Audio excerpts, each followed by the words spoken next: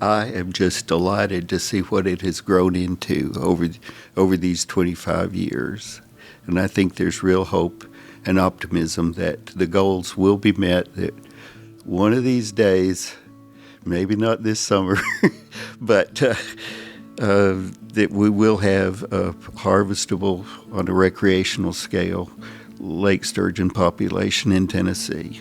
And I'm just delighted for all of this teamwork that's gone on and all of the learning that has happened over the years. And we still have a ways to go, and it's still worth doing. And I really appreciate that.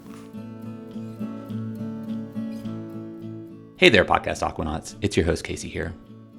Here at the Tennessee Aquarium, conservation isn't just something we pay lip service to. We absolutely walk the talk, and we always have.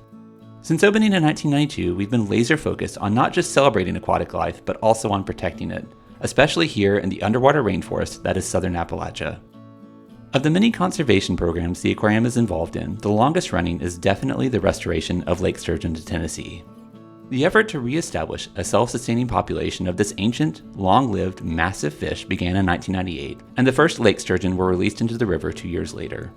2025 marks the 25th anniversary of that first reintroduction. That's a milestone worth celebrating, certainly, but it's also a poignant reminder of the stamina that's necessary on the part of conservationists when it comes to bringing nature back into balance.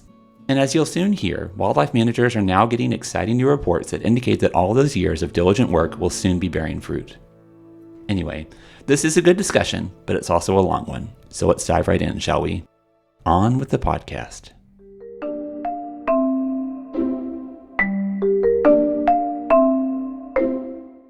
Hello, and thank you for joining us for another episode of the Podcast Aquatic, the official podcast of the Tennessee Aquarium. I am just really excited about today's episode. This is a program that is a pillar of the conservation efforts here at the aquarium, and conservation is something that is very important to me personally, but also to us as an institution, and that is the Lake Sturgeon program, our reintroduction of Lake Sturgeon into the Tennessee River, as well as through our partners into the Cumberland River, and we'll get into that and what that animal is and what that effort entails momentarily. But let's start off with a little bit of introductions here. I'll begin with probably the most veteran contributor to the podcast so far. That's Dr. Anna George, our Vice President of Conservation Science and Education. Anna, thank you so much for coming back for, what is this, the 19th time? I've lost count. It doesn't matter. It's a lot. It's always a pleasure. I can't even count on one hand anymore. I feel like now you're like... Got to take the shoes off. Okay.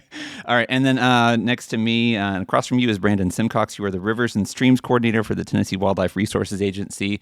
I hope that's still your title. That's what LinkedIn told me. Still is. All right. Well, Brandon, thank you so much for joining us on the podcast. And then finally, we have got Ed Scott, who is retired now, but you are formerly with TVA, the Tennessee Valley Authority.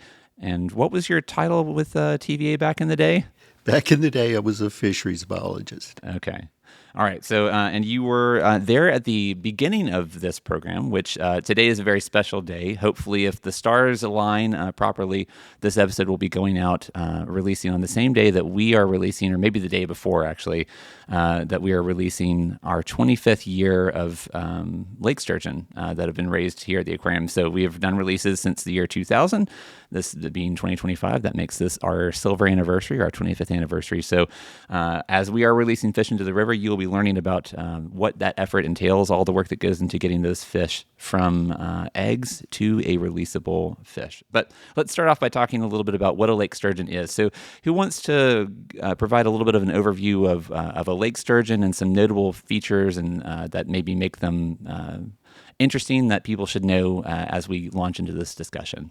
Well, the easy answer is a lake sturgeon is awesome. So lake sturgeon are really large fish. Their name might make you think that they live only in lakes, but lake sturgeon can be found in lakes, rivers, even some smaller rivers all across eastern North America.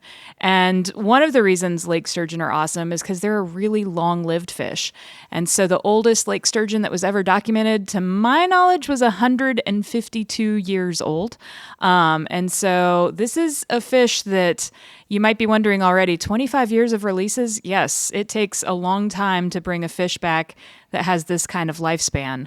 But that's the first reason I'll say that lake sturgeon are awesome, is that they're very long-lived. Brandon, why do you think lake sturgeon are awesome? Because you wouldn't be here if you didn't agree with that central premise. No, 100% agree with that. One, if you haven't seen a lake sturgeon, they're just this amazing creature. Imagine, like a shark-shaped fish, rough skin with then scoots along the side, kind of a brownish olive color with white bellies, this big protruding mouth and whiskers. They're just this unique looking fish, and a fish that is one of the oldest fish found in the fossil record in Tennessee. So they, are from the time of the dinosaurs here in Tennessee. Okay, so an old fish that is both old in individual terms, but also as a species. Yeah, and they're shark-like. This is one of the ways that I know if someone has seen a lake sturgeon, or they've seen a fish in the river, and they're like, I think it might be a sturgeon. And I'm going to say, what did it look like to you? And if they say it looked like a shark, then I'm going to say, yeah, you probably saw a sturgeon. Any other description, I'm going to be a little more skeptical of. But they are cartilaginous, like sharks. And Brandon mentioned the dinosaurs. They look like a dinosaur because they have these really cool bony plates called scutes that run along their side and serve as a really good protection, especially when they're young. Those scutes are very sharp and pointy, and that helps ward off predators. So those are another reason lake sturgeon are awesome. They just look it. They're old. I mean, I'm embarrassed to say that I didn't know that they were cartilaginous. Oh, yeah. Yeah. I don't know how I missed that. They have a bony skull, and basically everything else is cartilage. We talked about this before the mics started rolling, but I've talked about this species. They're as I said, they're a central component of our conservation efforts here at the aquarium, which means that they have been a central part of my life and my responsibility working for the aquarium for about a decade. And you have been involved in them, I guess, since you started here, which is how long at this point? Almost 20 years. Thank you. Hey, I didn't say how old are you. Just said how long you've been here. So you're 20 years old then. I started at 6. Very precocious. Yes. Ed, anything else to add about Lake Sturgeon? I mean, I know from our discussions pre-episode that you clearly are a fan of them, as are we all. So, what are your favorite features about them? Well, one thing that wasn't mentioned before is that they're very slow to mature. And we were thinking that the males will take 15 years to mature and maybe 20 for females. But we don't know because we lost them in the Tennessee River system before anybody studied them. Well, let's talk about that, because that's a nice segue into the reason why we're all gathered around this table. I mean, 25 years of thinking lake sturgeon are cool is one thing, but the reason that we're here is because we are doing our best to bring them back to the Tennessee River. So that then begs the question, if they were in the Tennessee River and they disappeared, why did they disappear? One of the big reasons, I believe, was overfishing, commercial fishing. And you could say construction of the dams blocked them from their spawning migrations. They could probably spawn below the dams anyway, but it did pull them up below the dams, so they were more vulnerable to being caught by commercial fishermen. And back then, frankly, there weren't state and game fish agencies, so there was no one to study it. But TVA and Muscle Shoals kept records of commercial landings of fish in the lower 3 reservoirs of the Tennessee River, like from 45 to 1970. And the last records of sturgeon were in 1963. Oh, wow. So it kind of documented over the years the decline.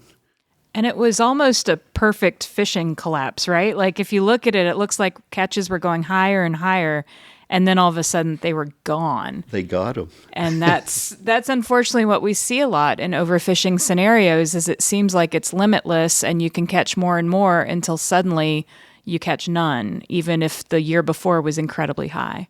So why were people catching lake sturgeon? I mean, do they taste good? Is there some other reason why they were being collected? They were large fish, and I guess at the time, food fish were important, commercial fishing. Prior to that, though, we've heard crazy reports of sturgeon being burned as firewood because of all the fat that would have been inside them. They would have burned for a while. They were actually considered a trash fish in the 1800s because their scutes would rip up fishing nets. And so I've also read reports that people used to feed them to their hogs just to get them out of the net so that they weren't tearing it up. Now, these days, that seems wild to us because sturgeon are one of the most commercially important group of fish worldwide. And it's not from the meat, it's from the eggs inside them, or caviar. As it's much better known. Yeah. But back in the 1960s, when we're talking about, it was probably just for the meat. That's a big fish with a lot of meat on it.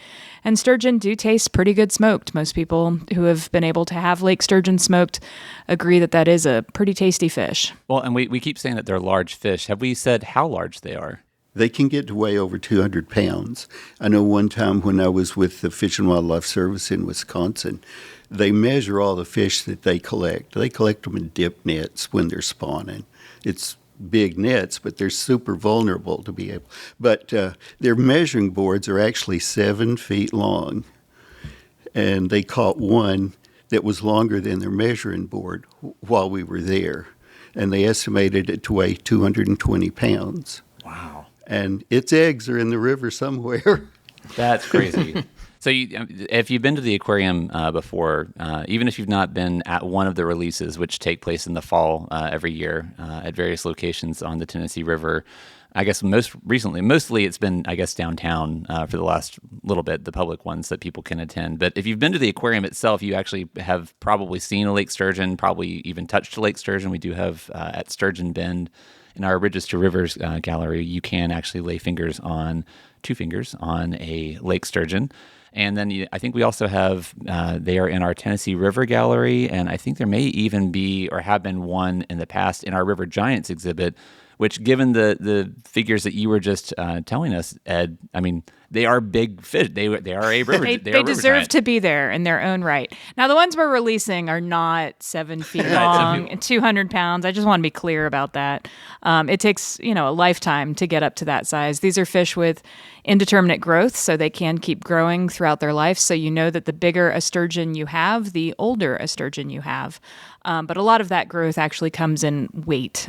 So they're putting on girth as they keep going. Yeah. The other thing I love about lake sturgeon, the biggest ones are the females. They're good girls. They got a lot of eggs inside of them. Yeah, some of the videos, and I'll try and share some videos of some collection trips we've done and releases so that you have an idea of what we're talking about. But the videos of you and Dr. Bernie Kahida, who has been on the show before, going up to Wisconsin to do some of those spawning events that I'm sure we'll talk about here in a second.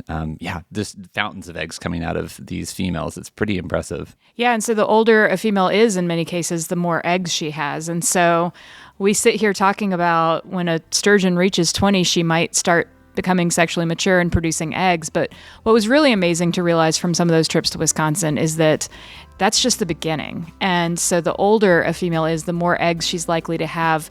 And that means the more chances that she's passing on to the next generation. And so it's important that, yes, we're here at 25 years. We're all excited for that and what it means for the future of this program as it transitions to self-sustaining. But knowing that in another 25 years, we might see so many more sturgeon back in our river. That's so exciting.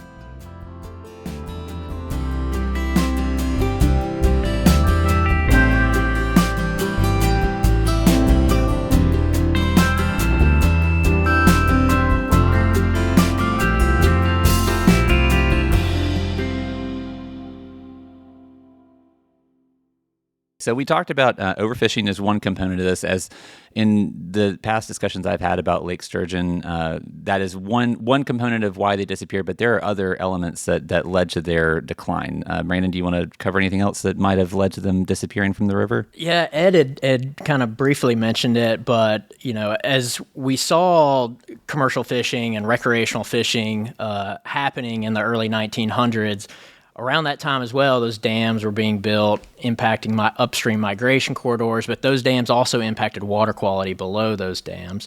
And so you had at the time before the Clean Water Act and some reservoir improvement internal policies that entities like Tennessee Valley Authority had, you had poor water quality below those dams, so impacting their ability to have the right type of flows to spawn, the right water quality conditions to have successful spawns. And so that was also, you had that going on along with essentially unregulated harvest at the time. Those two things basically happening at the same time, or ultimately kind of led to that collapse of the species. So as is too often the case, really, in the course of these conversations we have on this show, it was human induced, basically.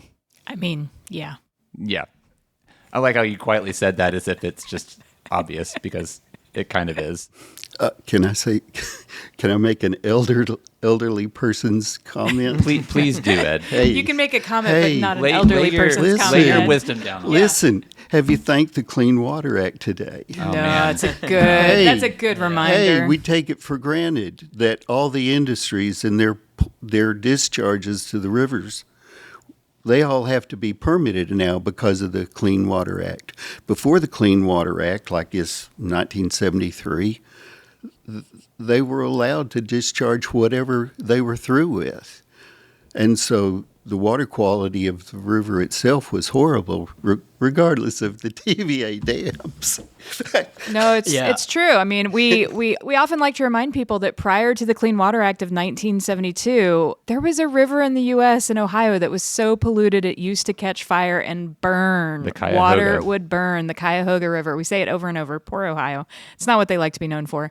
But it is a reminder of just how polluted the rivers were, and we're so lucky that that's something that we don't have to think about. Like Ed said, we take it for granted, and we shouldn't take it for granted. We should be thanking it daily. Yeah, well, I was going to say there's a whole generation of people, I mean, really, that have grown up post Clean Water Act. I mean, three of them, I think, are at the table right now that never existed in a world that the Clean Water Act wasn't around. If we talk about the sturgeon collapsing in the Tennessee River in 1963, that's 9 years before the Clean Water Act is even passed.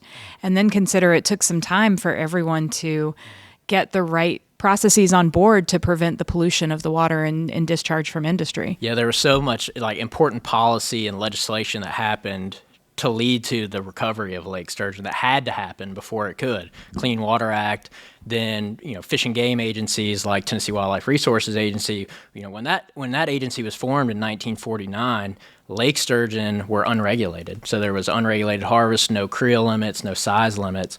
And then in the 70s, they were recognized, they were on the state-listed threatened and endangered species list, which then gave them protection. So it stopped any kind of harvest of those fish. Then you had policies happening to clean up habitat that really set a foundation for recovery. Then you have TVA and the Reservoir Release Improvement Program, which goes into effect in the early 80s. Does that sound right? It started in the late 80s. I think they're experimenting with ways of providing minimum flows and aerating the discharges. Started in 88. And it was my job to monitor the fish communities downriver to see if improved water quality affected the fish communities. And because it did so very much, very noticeable, species that have been fish species that have been missing before, they started reappearing. And we thought, oh my gosh, well, what else could we have? We could probably have lake sturgeon again. And that's where the idea was started. So this is in the late 80s then? Well, we started monitoring in the late 80s, but it was like the mid 90s when we were seeing dramatic improvements. Yeah. I think I remember seeing in some report that within the first 5 years of the Reservoir Release Improvement Program at Douglas Dam on the French Broad River, and that's Upper Tennessee River system, we went from something like 5 species of fish to 30 in the French Broad. Does that sound right, Ed? Maybe at the most upstream station. Yeah. There were 3 stations that we monitored, and as you went farther from the dam, the conditions got better. We're better. So it's but a 32 really close mile. up to the dam, it might have been that dramatic. Yeah, so a dramatic improvement in the conditions in the river. Yeah, but that's how bad things were. Originally the dams were built for flood control. Secondly, for power production. Eventually they thought about recreation. Mm-hmm. And the most recent thing that I know of was water quality. They realized that operate the dams just for power production when they needed it. When they needed the electricity, it left the rivers below the dams dry for hours, sometimes days at a time. And the stream banks or the stream beds would dry out. It's pretty hard to be a fish With no water. in a river with no water. That is in case difficult. that's not obvious, we're just going to emphasize that point. It's pretty difficult. It's not good if the river's burning, and it's not good if there's no river at all. So like not on fire water is really what we're aiming for. Yeah, well, with some oxygen. That's a key thing. That's actually something we need to emphasize too. That we talk about the release from the river being consistent, but also at great expense, oxygenation of the water so that water coming out of that deep reservoir where there's low oxygen, there is liquid oxygen that's being pumped into the water so that the fish have oxygen in the water, much like we need oxygen in the air. So when the determination was made that conditions were maybe potentially ripe for us to bring the lake sturgeon back, can you talk about the discussions that happened around that realization and how we got to the point where we were starting the program that we're going to be talking about for the rest of today's discussion? A lot of it had to do with Dick Biggins, a Fish and Wildlife Service biologist in Asheville. He was very active in the southeast with mussels and fish, but he and I were friends, and we talked about how the fish community in Douglas Tailwater, the French Broad River, was improving. And he came over to sample with us one time, and at Campbell Island, and the landowners have rip-rapped the shoreline there, and the thought was, our sturgeon could spawn right over there. We were thinking big, and I guess Jim Laser at Tennessee Tech, he came over and was, part of the planning, and I made presentations at the Tennessee chapter's annual meeting. So really the whole state got to know about what was going on below Douglas Dam. Okay, so in mid-90s, the determination is made, maybe we can bring lake sturgeon back. We should do that, yeah. And what was there? Okay, so you say that in passing, like we should do that. Was it hard to convince people that it was something that was worth undertaking? Well, it was mostly Dick Biggins, myself, and the Tennessee Aquarium, Chris Coco, and George Benz. So we've been in to roll that back a second. That means that we have been here at the aquarium a part of this process from the ground floor, basically. Then. Right. And we coordinated with the Wisconsin Department of Natural Resources to get the eggs. And we should take just a second then, before we go on.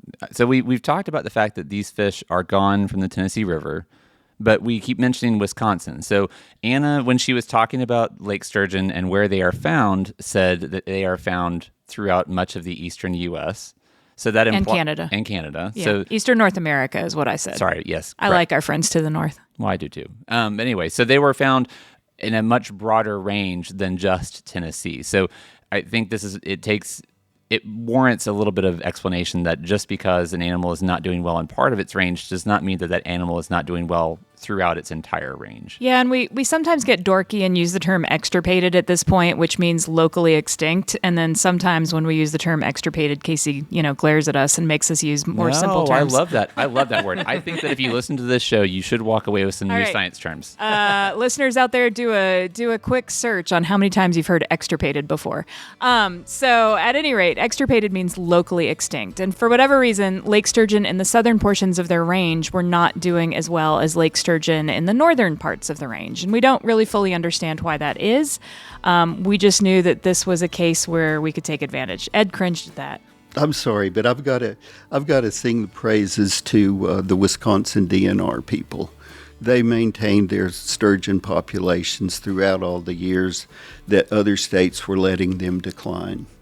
And if nobody's going to say Dan Foltz, I will. He was the original lake sturgeon biologist for Wisconsin DNR. Yeah. And they protected them, especially during the spawning grounds.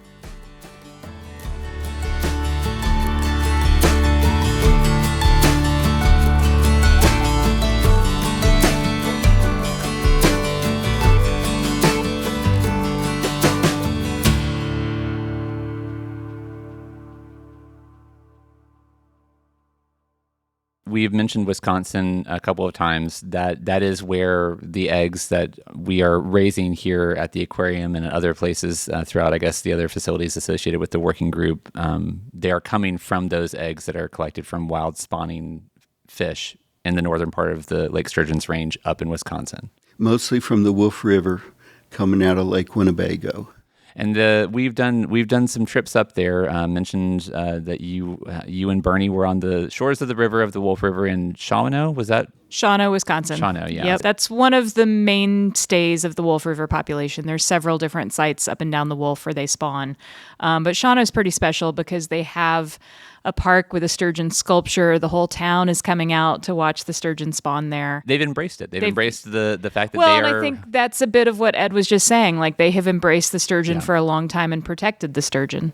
And there's also a dam there, so they cannot get beyond that dam. Okay. So those of you who have been lucky enough to see this happening, can you describe what the process of spawning looks like for sturgeon? Because it's a pretty, it's an eventful thing to see. It's very distinctive, and I look forward to, as I'm sure a lot of people who have been working in this program are looking forward to, seeing this happen on the shores along the Tennessee River. But just describe what that looks like. Well, it's almost always one gravid female and 5 or 6 or 10 males around it. And they come to the shore, and all the males get around the female, and they just have this explosion of splashing around as the eggs are released. I guess it's the banging on the fish that releases their sex products. Can I say that?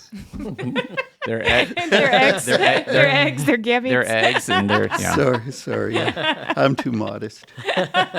But it is a sight to see, and they're extremely vulnerable when they do that. I mean, that's the way that the DNR catches the fish. They have huge dip nets. I mean, they're about 3 feet square and maybe 6 feet deep. And they pick out which fish they want in that spawning aggregation. And they don't look that different to me, the males and the females, but they can. I think Wisconsin DNR knows them all by individuals at this point. by name. They can very gently coerce one of the fish they want into the dip net and bring it to the bank, and then bring it up to be sexed and measured, checked for a tag. They always put a pick tag in it when they catch them, and they take milk from the males and eggs from the females. Yeah. You mentioned Ed sounds so calm, but like, this is a ruckus. These are fish that are anywhere from 50 to 200 pounds. Yeah, like you said, these aren't tiny. They aren't bass. They aren't by the crappie. time they're spawning, they're going to be 5 to 7 feet long. And the males, like he said, they are, banging on the females. They're thrumming their sides with their tail. And they're up at the surface. So everything is splashy in the water. It's cool. I was helping him one time, and I had one of the dip nets, and the guy pushed the fish into my dip net. Here, deal with it. And it was about 100-pound female. It was a long way to the truck. So, I mean, how deep is the water they're doing this in? Well, they're doing it along the shoreline. Yeah. They do spawn along riprap shoreline, which is like large boulders of, I guess, limestone mostly. Incidentally, they found out that where they have stream bank restorations downstream, where they put fresh limestone in, like the next year, the sturgeon find it. Wow. And they select it. Is that just because it offers better protection for the eggs until they hatch, or do we know why they do? Yeah, so sturgeon require clean, coarse material substrates to spawn. So when they spawn, they broadcast their eggs in the milt. The eggs then will sink and they stick to the rock. And then when those eggs hatch, they hatch, and the little sturgeon have a yolk sac. And so they'll settle into the interstitial spaces or the crevices around those rocks where it's still clean from the flow. And then once they absorb that yolk sac, then they'll swim up, and then they drift downstream to find softer substrates to begin feeding. And that drift is a pretty important component, right? Like that's one of the reasons why the alterations of the river through damming can really impact the survivability of those young fish. Correct? Correct. Yep. Yeah, they require pretty substantial flow to maintain those the clean substrate. And then again, once they hatch, they swim up, and then they use that flow to then drift downriver out of these harder substrates to the lower portions of the river where there's sand and silts, and they can begin feeding on invertebrates. Okay, so little bugs and such. Yep. Okay. All right. So to roll things back a little bit, or actually, I guess, move things forward to 1998. So this is when the Lake Sturgeon Working Group was founded. Can someone explain what a working group is? This is obviously very specific to the Lake Sturgeon, but in general terms, when you're talking about a conservation effort, what is a working group designed to do, and how does it operate? So no conservation program happens just because of one partner. As I think has been obvious from everything Ed said about the beginning, this was always a joint effort. The U.S. Fish and Wildlife Service, TVA, Tennessee Aquarium, TWRA. I mean, there were a lot of very early people who all had to come together to make this happen. And all of these different agencies and organizations have different skill sets. And so to me, a working group is a formal way to recognize the different partners who are working together to achieve this conservation outcome and make sure that we are taking the best advantage of all the different skill sets of those players. So, when we think about the Tennessee Aquarium skill set, we think about outreach and communications and why we're all sitting here doing this podcast today, because we know that we have a lot of expertise in that. When we think about TWRA's skill set, we're thinking a lot about the work that they do as far as the regulations and protecting them, working with anglers directly to make sure that they know that this is a rare fish in Tennessee and that right now we cannot harvest this rare fish. We also rely a lot on TWRA's ability to monitor these fish and make sure that once they're back in the river, they're doing pretty well. When we think about TVA's skill set, we think about how important it was for TVA to even make these changes to the reservoir and recognize how important that was for the whole environment, not just the lake sturgeon. So as you pretty quickly see, the working group is a way for all of us to make sure we're talking to each other, sharing information, and making joint decisions that take into account our various constituencies, but then also think about how are we going to manage this program into the future. So what you're saying is that it's the Avengers. It's the Justice League. Oh, wow. Yeah, no, definitely. Except with less cool costumes. I don't know. You guys have pretty cool uniforms. They're not Avengers cool. That's true. All right.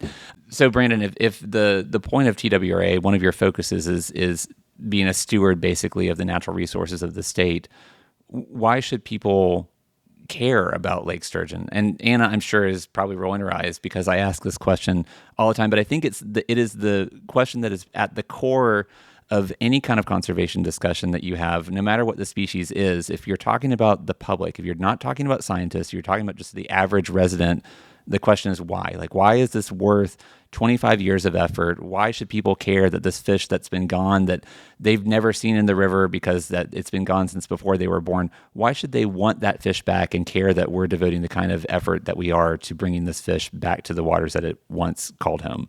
Yeah, so aside of our, the whole restoration project and this idea, meeting the agency's mission, as I mentioned, lake sturgeon are one of the oldest fish species found in the fossil record in Tennessee. They are a pure, they are a fabric of the Tennessee and Cumberland rivers here in the state. And they were a big part of people's cultural heritage here in Tennessee. You can go back and look in newspapers and you find records of people catching them, and there's recipes in old newspaper articles. You find, we'll talk to folks out on the river actually still that remember when lake sturgeon were abundant in Tennessee, and so they're a recreational opportunity. They're a fish food opportunity. They're a ecosystem function, of our rivers here. And so they're a very important species, as all species in the state, for the agency and for folks. The Tennessee Aquarium's podcast Aquatic is made possible by support from the Tennessee Conservationist, the official magazine of Tennessee State Parks. Each issue is filled with fascinating stories about Tennessee's native species, rich history, and unique culture. It's also your guide to exploring state parks and planning your next outdoor adventure. Subscribe today at tnconservationist.org.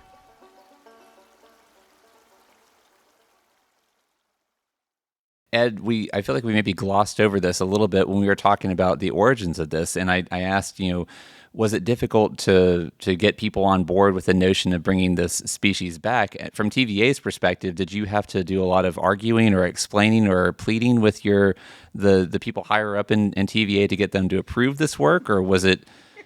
Were you operating on off the reservation? You're retired, so you can say whatever, right? Casey, it was just me. You didn't have to have any approval. Frankly, don't cut this out. It was just me. It was just me.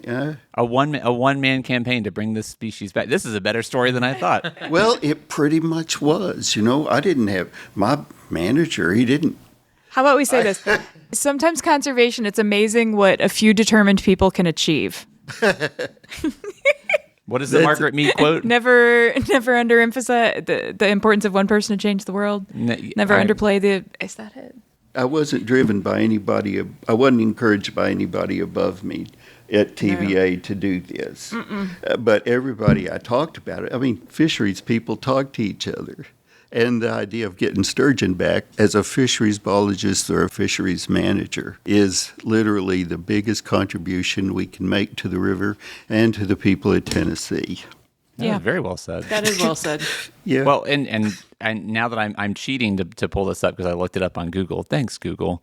The Margaret Mead quote is, "Never doubt that a small group of thoughtful, committed citizens can change the world. Indeed, it is the only thing that ever has." There you go. Which seems very germane to the point that Ed was just making.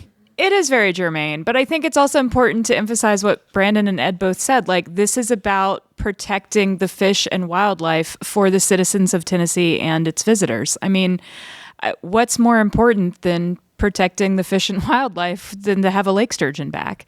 And so I think, when we talk about extirpations, there is always the chance to do something differently in the future. And because of what happened for the lake sturgeon in northern parts of their range, we were able to do that here. And so why wouldn't we? Like, I'm always shocked by the question because I'm like, wait, we could make things better or we could let it keep being worse. Like, why wouldn't we make things better? Why wouldn't we try to bring back the lake sturgeon? That's a good point. And then I was going to ask you, actually, that when you're talking to the public, you mentioned that one of our specializations here, what we can contribute to these kinds of discussions is the fact that we have this bullhorn with which to communicate to the public.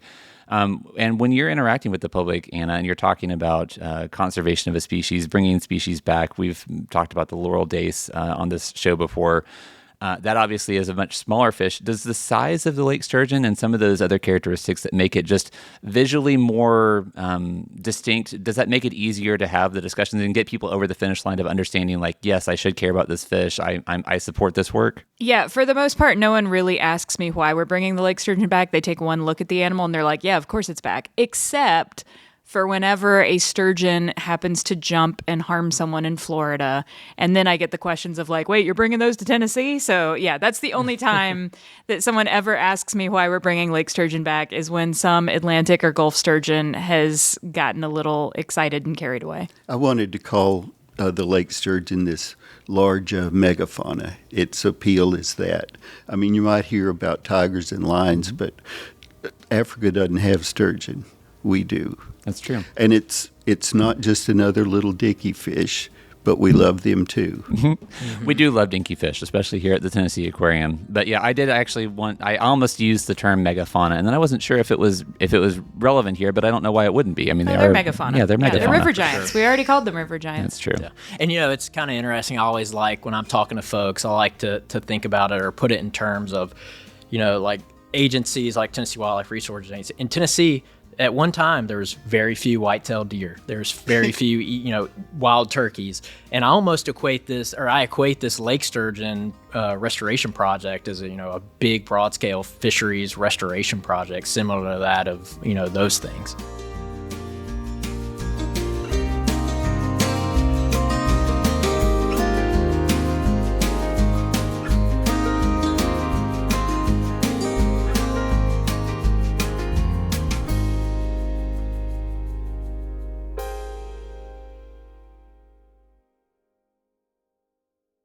So in typical fashion, I'm doing this in a very schizophrenic approach. So we've talked a lot about the process of bringing this fish back, but we've never actually talked about what actually happens every single year. So Anna, can you give an overview of the process that we go through every year, starting in the spring with getting those eggs from Wisconsin, and then ultimately with the release, like what's going to be happening today or tomorrow? So fortunately, every single year, the sturgeon are spawning in Wisconsin. We traditionally go up to the Wolf River.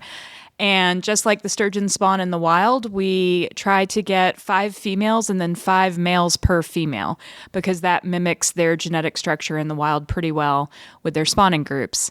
Those eggs are fertilized on site with U.S. Fish and Wildlife Service and Wisconsin Department of Natural Resources helping. They are either trucked or flown back to Warm Springs, Georgia, where there is a national fish hatchery. And from there, the eggs are hatched out. They go through a quarantine, and then they're distributed to anywhere from 3 to 5 different partner hatcheries, all of which are U.S. Fish and Wildlife Service hatcheries. Sometimes TWRA takes part. And then, of course, the Tennessee Aquarium every year receives some sturgeon. And so we all grow the sturgeon from about an inch long until they are at least 6 inches in size. And then we start our releases in the fall. It takes about 4 to 5 months to get to that point for a lake sturgeon.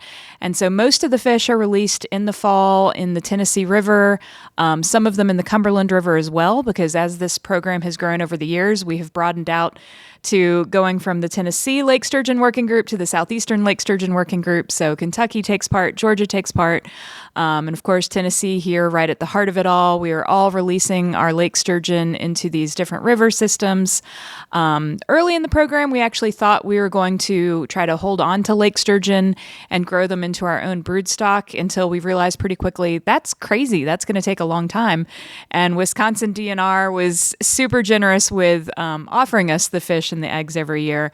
And so most all of these fish, like I said, are released anywhere from 4 to 5 months of age. Sometimes at the aquarium, we hold them a little bit longer, and we have opportunities in the spring where we can release about 1-year-old fish. Oh, those are cool too. Those are cool because, the sturgeon, when they go from 6 inches in size to a foot, that's a pretty important growth period for them. And they just really start to look like actual river giants when they're 1 foot in size. Yeah, you can kind of see them. I always call them river giants in waiting when we release them, and they're about 6 inches long. And by the time they're about a foot, you can actually, like you said, kind of see the hint of what they're going to become. There's a real difference in that. And so the releases are really, really exciting days. One of the joys of working at the Tennessee Aquarium is we get to invite a lot of the public to come with us. There's always an elementary school. We have elected officials. We have partners for the program. My daughter's done it before. Exactly. My son has done it several times. He thinks he's the king of the sturgeon release at this point. So just really trying to invite as many in to help return this river giant to Tennessee, because I think it's important that as we talk about the fact that this work is being done for all of us to enjoy, I think it's helpful to have everyone who can come out and help take part in this conservation program, because it truly is a broad partnership that allowed us to do this work. And so really making sure we maintain that support into the future is important for not just the lake sturgeon, but all of the incredible fish and wildlife that we have here in the South. Yeah, Brent, I'm assuming that you've taken part in reintroductions before? For sure. Yep. Yeah, can you speak at all to what you think that adds to the connection that people have to this species, for those who are participating or lucky enough to be invited to take part? Like, how do you think that deepens that sense of connection that people have to this species that needs our help? Yeah, so part of our releases, a lot of people probably when they think of fish stocking, they see the trucks pull up and they pull the plug and, a ton of fish just come shooting out, and there's not, they just see the water going in. But one of the things that has been done with all of these lake sturgeon releases across the state is folks get to come out, they get to have a hold of fish, and then they are releasing that thing. And, some of the education that goes on in that is talking to folks about, you're releasing this fish. This fish is going to be in this system for, it could be up in 100 years. And so there's that long-term connection of those fish that they have put out into the river, and the thought that they're going to be there for generations. Yeah. Yeah, it's a little bit strange, or it gives you, I guess, a new perspective on these animals to think that the animal that you are putting into the river could be alive when your great-great-great-great-grandchildren are around. If conditions, I know you're looking at me because that was a lot of generations. I'm just trying to do the math in my head. I'm trying to think when my great-great-great-grandfather was alive. It was like the mid-1800s, I think. So anyway, a long time. 20 years per generation time. As you I'm said. just saying. Generationally, it is interesting to make it give you that sense of generational perspective on it. And, looking at this now, as we've talked about the fact that this is the 25th anniversary of that first sturgeon release back in 2000, Ed, what do you remember about that first release? I mean, where was it, and how many fish was it? What was going through your head? Because that was a concrete step in the right direction. Oh, it was a big day. It was a big day for sure. It was at the boat ramp below Douglas Dam on the French Broad River. It was July the 19th, 2000. It was a hot day. And before we were ready to release the fish, there was a horrible thunderstorm, and there was very little shelter. So a lot of us were wet to begin with. And it had to be Tennessee Aquarium to deliver the fish.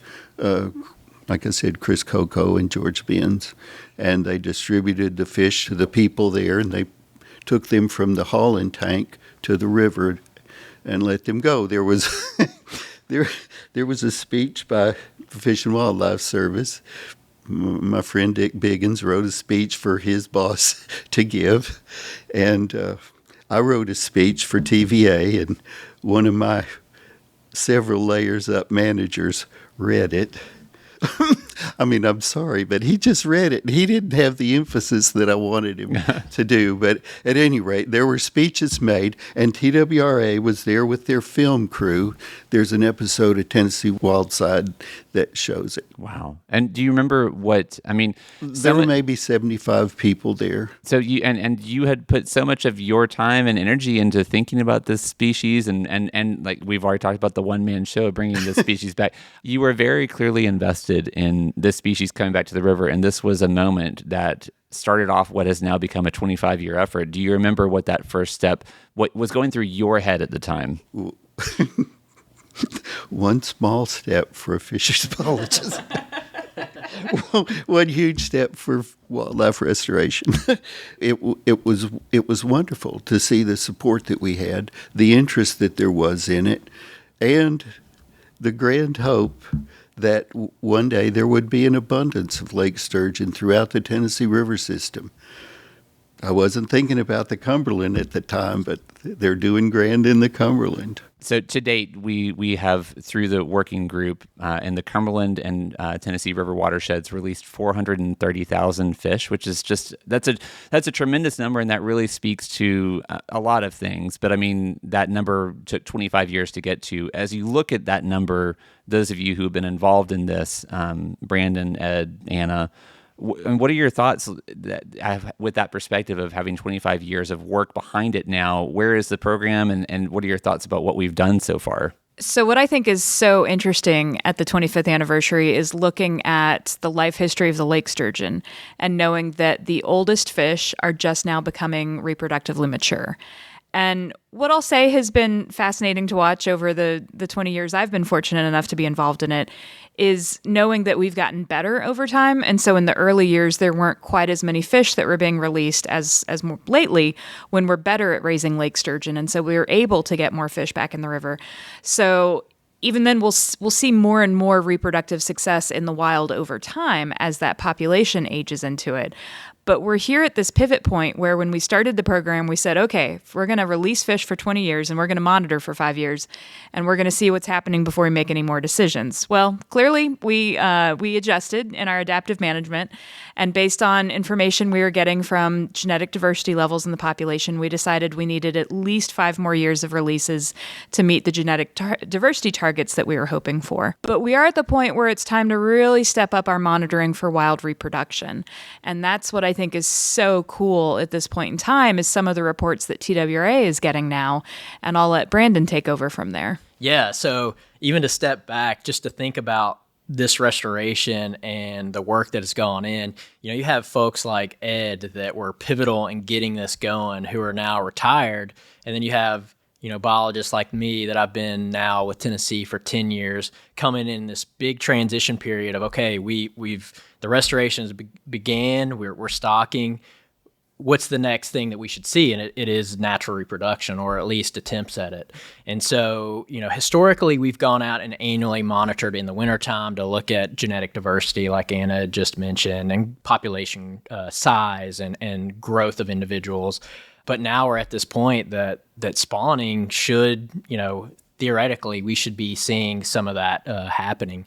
And what's exciting is we're seeing at least sexually mature fish now. So we have males and females in Tennessee, or male and female lake sturgeon in Tennessee. So we have the recipe there that we should start to see natural reproduction. So as we think about this next transition, as we move from the stocking and getting the restoration going to ensuring that their survival and the population is healthy enough to now monitoring looking for natural reproduction. And so as we shift, we'll begin to really start to focus in on that part of this restoration project to ultimately ensure, which we haven't really talked about what the goal of the Lake Sturgeon Working Group is. The initial goal was to develop a self-sustaining population in the Tennessee and Cumberland rivers to remove them from the state threatened and endangered species list. And then there was a secondary goal that in the future, using sound management to ultimately create a recreational fishery for the species in the state. So get them to the point where there are enough of them in the river that there is a sustainable harvest that people can do if their anglers can catch them and keep them, as opposed to having to do what they do now, which is to catch and release, which is one of the ways you're monitoring. Right. So currently they're still listed. They're listed as threatened in the state of Tennessee, which gives them protections. You're actually not allowed to go out and target Lake Sturgeon. Can't go fishing for them or anything. But we do get incidental reports, and it is one way that we're monitoring. And it's honestly been a fantastic way to learn a lot about what's going on, because there's only so many biologists in the state, and we can only be so many places. But there's anglers everywhere. It's a pretty big state. Yes, a lot of rivers. And so from some of those reports, we had started to hear about potential spawning, not necessarily spawning signs or spawning activity. And so that has led us to learn a lot about what is going on out there. And it's really come from anglers reporting those incidental catches.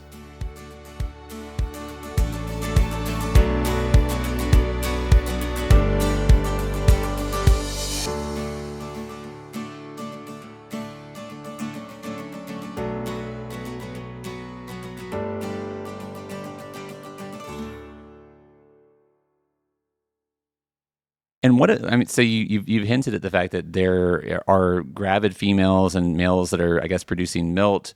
And you're seeing this behavior. What is the excitement level like for people who are in the Lake Sturgeon Working Group, as you're starting to see signs that after 25 years, this, Anna mentioned, I think you characterized it as pivotal point, that we potentially have reached this really significant milestone in this program.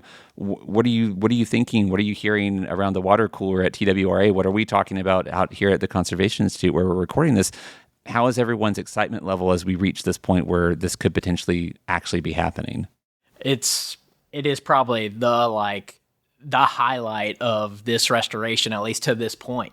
And I can't even imagine. I'm only 9 years into being involved in this project, but folks like Ed, who have been, from the start, I can't imagine what is going through their heads on this. Ed?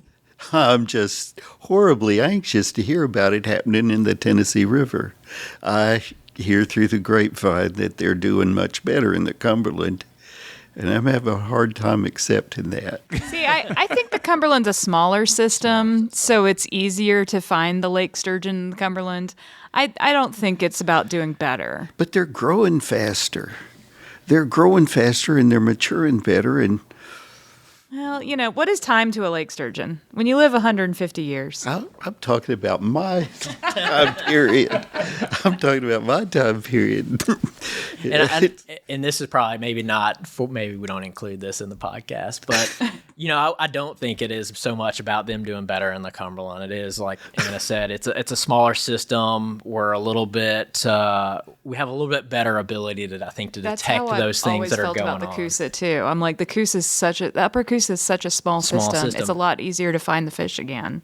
Mm-hmm. I'm remaining optimistic. I'm optimistic that it's probably happening and we just haven't detected it. I'm so motivated to get out there. If you see them spawning, it's how can you miss that? You're gonna know. Somebody's going to see it. They're going to say, "What in the world is going on there?" Like we said, they thrash around on the surface. It's not discreet.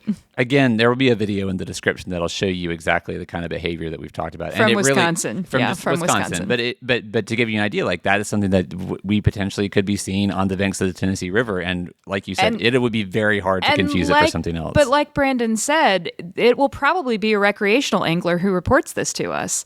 Because there are a ton of anglers in Tennessee, and they have been great partners in this project as well, sharing information for what they're seeing on Lake Sturgeon that helps us know where to target our effort. Yeah. So we're very grateful for all the support and help we get on the monitoring side. Oh, yeah. And just in general, I mean, I think it's worth saying again, I think we said it on the podcast before, that I mean, some of the best conservationists out there are hunters and anglers. I mean, the hooks and bullets crowd is what we call them, but they are, you mentioned they are partners in this effort just as much as a lot of the people who are listed out on the Lake Sturgeon Working Group as partnering agencies. I mean, they are taking part in that because they're the ones using those places and those resources more directly than a lot of people who like to point their fingers at hunters and anglers and say they're doing the wrong thing. They're the ones who are actually using that environment and those resources more directly. And I would say too, they're ultimately a large part of funding this restoration. You know, the money that comes in through the Dingell-Johnson Act that is put on an excise tax that is put on angling equipment and boat fuel, funds a lot of the work that is going on. All right. I think that despite this being an enormous topic, that we could probably start to wrap things up in the interest of everybody's time. But I guess maybe, Anna, this is a time to ask you, like when you're looking at starting to bring a species back, you kind of go into it, or you had to have gone into it, or they had to have gone into it, Ed had to gone into it, knowing that it was going to be this marathon effort, right? We have used the phrase on this quote on this podcast before. It's a Benjamin Franklin quote that an ounce of preservation is worth a pound of cure, that it's a lot easier to keep an environment or a habitat healthy than it is to try and make an unhealthy habitat healthy again. So can you just kind of give a philosophical response to the mindset that is necessary to undertake an effort like this, knowing that you have to have potentially a generational commitment to seeing it over the finish line? I think what's so fascinating to me about the Lake Sturgeon and what's so humbling about it is the reminder that we are all just stewards in a short time. And so we can choose how to use that stewardship, wisely or not so wisely. And I think the Lake Sturgeon story is so fascinating because you see some places that did steward the sturgeon. You see other places that through negligence or lack of care, we lost our Lake Sturgeon. And you see those attitudes shifting over time, and you see people rally around a sturgeon, and a small group starts to realize, hey, we've made some progress here. Let's make it more. Like, let's take what's already happening for our rivers and make it better. And when I arrived at the Tennessee Aquarium, the sturgeon program was 6 years old or so. It was still pretty new. And when we would go out for one of those annual monitoring weeks that Brandon mentioned, if we caught a sturgeon during that week, we threw a party. Like, we were so excited just to see a fish again. And these days, if they go back to some of those same sites, they can easily pull in 70 to 80 fish in that week. In fact, we don't even monitor the same sites anymore because we know they're there. We're going to other places where we're not as successful. And so just in my time at the aquarium, watching how this program has developed and matured alongside the fish in the river developing and maturing, and watching how much we've learned, not just about the lake sturgeon, but about reintroduction programs in general, and what makes a partnership successful and what makes an effort like this successful. And so it's not just been about the lake sturgeon, but it's been about finding all these different agencies and organizations and individuals who want to help make Tennessee better than it was the day before. And I think that's what's been the most incredible to me about the Lake Sturgeon program at the Tennessee Aquarium, is just that, yes, we can save this fish, we can bring it back, we can have it in our state again. But knowing that what we've done here, we can replicate in other areas also. And that, once we're done, once the lake sturgeon is self-sustaining in Tennessee, and we have a recreational fishery that is being managed appropriately, and we know that everything is going well, that means that we have all this recipe for success that we can apply to other animals that we might have lost through carelessness. And that's what's really so great to me about the lake sturgeon, is that it's not just about the fish, it's about everything.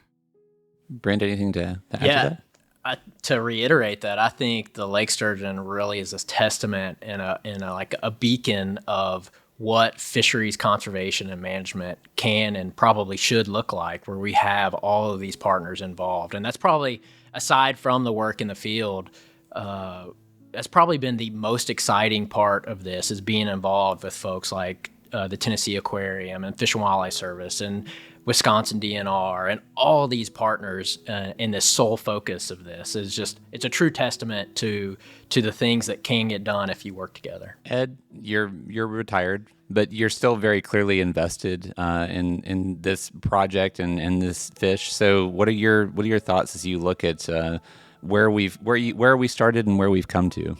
I am just delighted to see what it has grown into over these 25 years. And I think there's real hope and optimism that the goals will be met, that one of these days, maybe not this summer, but that we will have a harvestable, on a recreational scale, Lake Sturgeon population in Tennessee. And I'm just delighted for all of this teamwork that's gone on and all of the learning that has happened over the years.